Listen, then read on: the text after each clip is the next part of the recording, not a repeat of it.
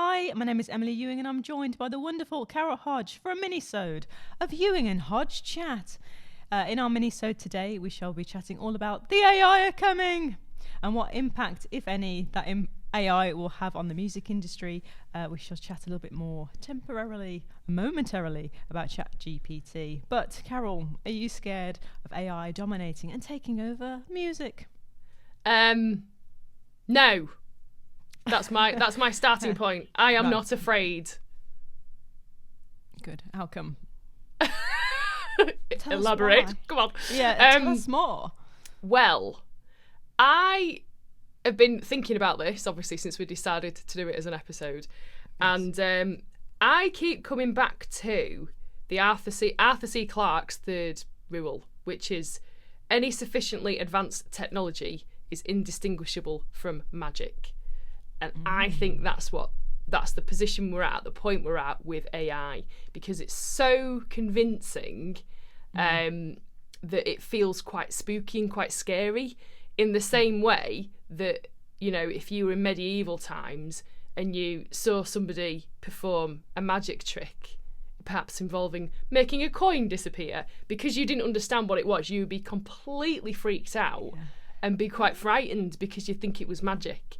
So I think we're at a point where that's what's happening. People can't understand the technology; they can't see the seams and the mechanisms. So people are getting a bit worried about it.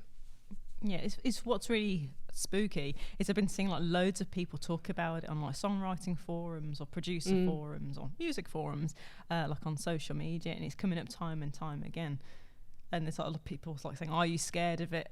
And a few people are like, well, there'll have to be like legislation in place of what you can use it for, obviously, like with laws and stuff. Why? I don't know. Why does there need to be legislation? I'm not sure. I suppose it's that how consumers consume music, I guess.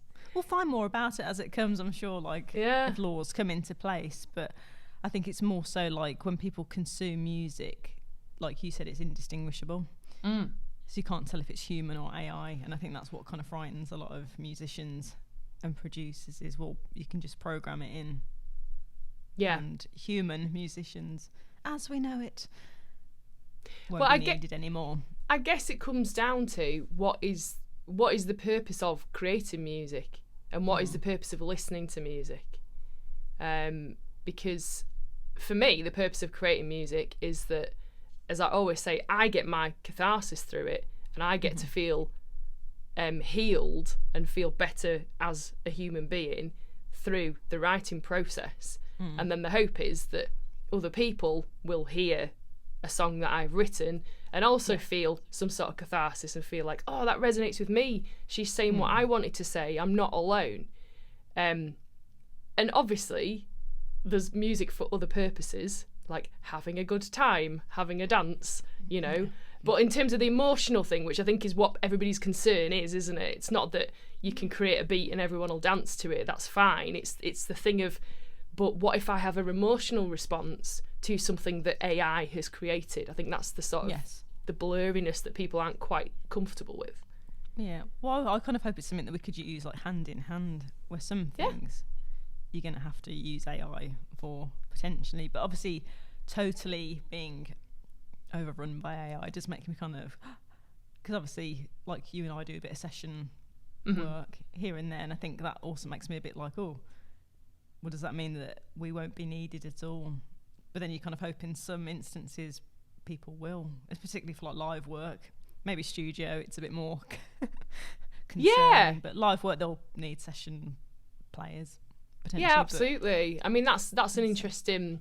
I mean, you know, I'm sure you do it. I do it. A lot of songwriters do it.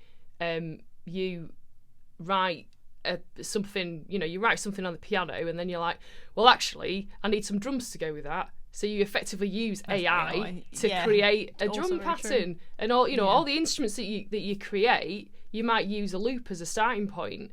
MIDI is effectively AI. It's not really a cello that's playing, it's me playing the keyboard and then putting a cello sound on it. A fair point, yeah. So, but like you say, live, I think that's another part of the debate, isn't it? It's like, will people want to go and watch projections, I guess, is what it'll come down to. Yeah, with ABBA Voyage, yeah, that's a really good one to talk about, because people are going wild for that, aren't they? Yeah.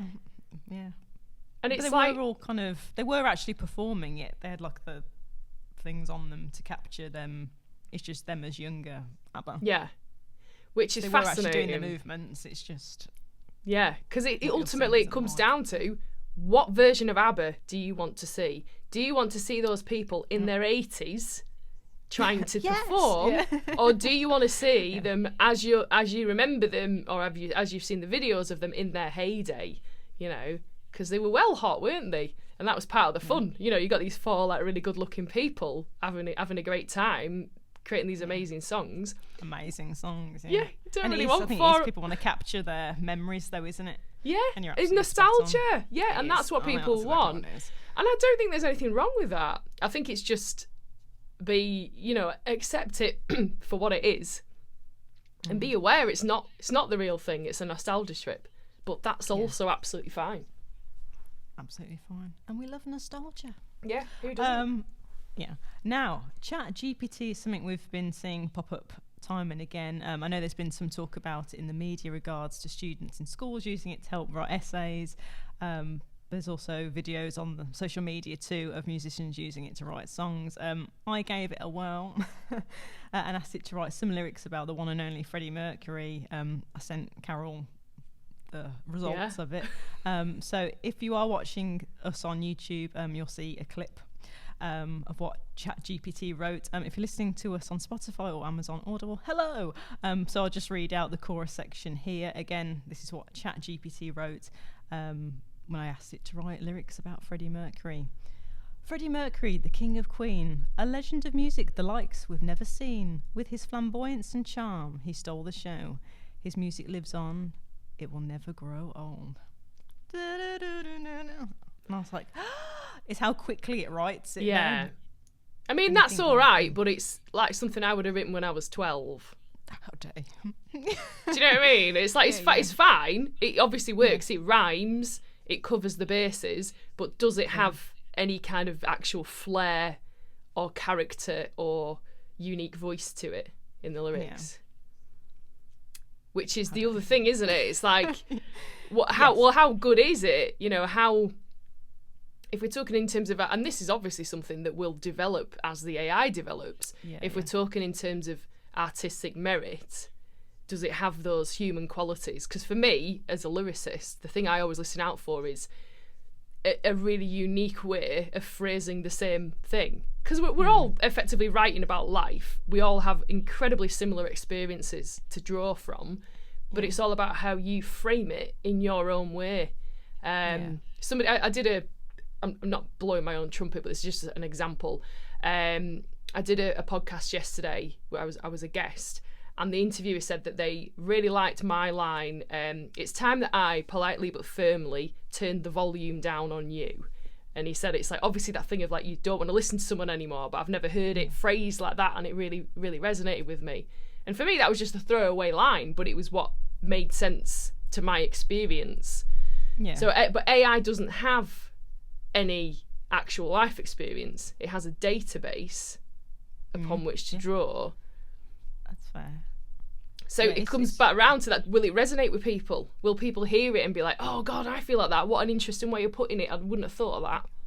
Yeah, I also sent you some videos, didn't I, of people on TikTok and beyond using ChatGPT, and then they're adding like the music to it. There was another one which I forget the name of. I did send you the video for it, but it did everything. Yeah. It did the music, the voice, and the lyrics. Now that was terrifying. The Crazy Frog one? That one. Yeah. And it sort of, you had to wait like 3 hours for it to load, but it was it was a good song. Yeah, and it was like something really you'd hear in the charts. Exactly. Yeah, absolutely. And, just like and that's terrifying. Yeah. And then there was one as well where someone uses like Eminem's voice. It's not really Eminem. Yes. Yeah. And it's like it could be Eminem.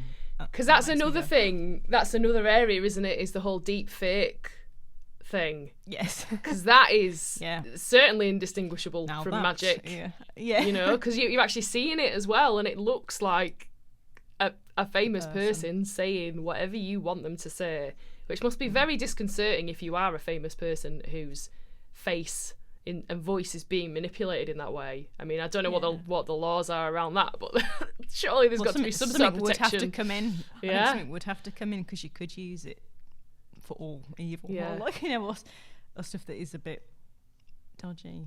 Yeah. And people would believe, if they didn't know any better, that it was the person. So. That's the thing. We're in an age now where it's possible to fake anything and make it seem real. So it does throw... The danger is it throws everybody into a state of absolute apathy, because nobody knows what to believe anymore, so they just don't believe anything. Would you use something like ChatGPT for your own songwriting? Obviously you don't need it. It's an incredible songwriter, but... I'd have a play with it. Yeah. I was thinking yesterday, you know, if I get stuck in the songwriting process at any point, I make it into a game. So, you know, I have different methods that I use that help dig me out of a hole. But yeah, I think it might be quite fun to do. There was one of the other videos that you sent was the guy got the lyrics, and then, you know, then he wrote the song. So you could write the music for that average Freddie Mercury song. Which is great, you know, because that's a positive thing, isn't it? If it fuels creativity and it can be, like you say, collaborative. What makes me wonder, though, if someone else also write me a song about Freddie Mercury, would it use the same? That's one thing that did come to my mind. Is it completely unique the whole time, or are they just giving everyone? Yeah, more or less we the don't same? know, do we? I mean, I would again. I would assume, I'll try and get it, you know, like with the AI art as well. I would assume that it's supposed to be a unique thing every time, isn't it? But I wonder if it is. I wonder what the statistics are. Come into that, well, then, yeah. Sue you for what an AI has done. We can take them to court. Yeah, I mean that's another. You know, I think it's a very the litigation around it is fascinating. Yeah, it's a very complex. Yeah. It's not got an easy answer, has it? Because I mean, our just generally as a species, our enmeshment with technology and with AI is accelerating at an alarming pace, isn't it? So yeah, and it's also there is a documentary type thing on YouTube. It's a documentary. It's called Everything's a Remix, and it's just saying how there's not really such thing as an original idea. Totally. You'll either hear something in your mind or remix it, but it has a similar. You know, that's what copyright comes about and stuff. There's only so many chords, and at some point you might step on somebody's toes, and you know, original ideas. Someone may have probably had it somewhere at one time, and especially because we don't know where ideas come from. They just sort of pop into your head, don't they? And you're like, I mean, I don't know about you, but it's my ultimate fear as a songwriter that I'll create something that I think is great, and then someone will go, that's exactly like this song, and I'll be like, oh god, I don't think I've even heard that song, or I haven't for a long time. That wasn't intentional, you know. It flew out. There we go. It flew out from That's your body rejecting the idea of plagiarism. Exorcist. I was actually talking about this the other day. Like I did during the pandemic, a free screenplay course. Right. And part of the homework was to write a screenplay, a short story. And I was like, I had an idea for a short horror. I was like, that's really original.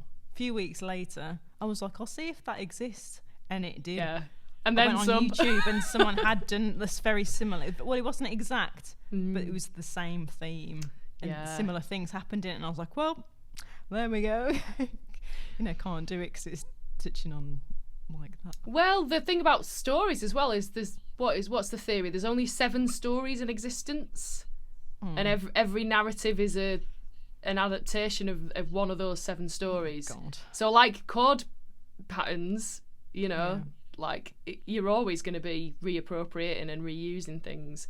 And that's the hard thing, isn't it? It's like because you can't just reinvent the wheel. you've got to accept the foundation, and that's basically what the AI is doing. It's doing what a human would do and saying, right, well, I know what the rules and the parameters are to make it sound a certain way. So I'm just going to work within them, which is effectively what we do. We like to think as humans and as creatives that we're creating magic and we're doing something completely unique and different, but we're not. We're just reappropriating things and putting our own spin on them. Absolutely. So do check out Everything is a Remix. Yeah. It's a really good watch because it does touch upon film and music and obviously lots of things. So check it out. But Carol, thank you for joining me for The AI Are Coming. I'm not scared. Bring it on. But thank you. See you soon, Awesome. everyone. See you later. Bye.